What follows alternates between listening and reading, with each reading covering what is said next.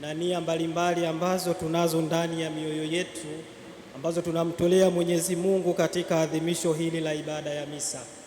Tunamshukuru Mwenyezi Mungu kwa kipindi hiki cha Kwaresima ambacho daima kinatusogeza karibu zaidi na Mwenyezi Mungu, kutafakari maisha yetu, kutafakari uhusiano wetu kati yetu sisi na Mwenyezi Mungu, kutafakari mpango wa Mwenyezi Mungu kwa mwanadamu.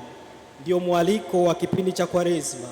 Tunaalikwa sisi sote kusimama imara katika imani yetu, na kama maaskofu wetu wanavyotualika mwaka huu katika ujumbe wa Kwaresima, daima tusichoke kutenda mema. Sisi kama Wakristo wabatizwa hatuna budi kuwa karibu na Mwenyezi Mungu kwa njia ya sala, kwa njia ya kufunga na kutenda matendo mema.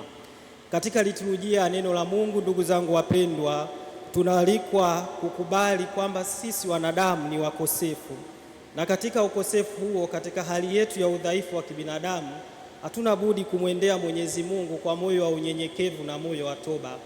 Taifa la Ninawi ambao walimkana Mwenyezi Mungu, ambao walimuasi Mwenyezi Mungu pamoja na mfalme, wanapopewa ujumbe na nabii Yona, wanageuka, wanakubali kwamba wao ni wadhambi, wanararua mioyo yao, wanajivika magunia pamoja na mfalme. Tena mpaka mfalme anaagiza na wanyama wavikwe magunia kuonyesha ishara ya nje ya toba. Wamekubali kwamba wamemkosea Mwenyezi Mungu. Ndugu wapendwa, na sisi leo tunaalikwa katika kipindi cha Kwaresima tumjongee Mwenyezi Mungu kwa moyo huo wa unyenyekevu na toba, kukubali kwamba sisi ni wadhaifu, sisi tuna makosa mbele ya Mwenyezi Mungu, na hivi hatuna budi kuithamini na kuipenda sakramenti ya kitubio. Katika kukubali kwetu kwamba sisi ni wadhaifu, ndiyo safari yetu ya uongofu inakoanzia hapo.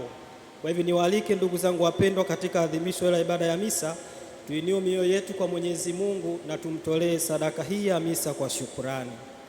Ndugu zangu wapendwa, tukiri dhambi zetu ili tupate kustahilishwa kuadhimisha mafumbo haya matakatifu.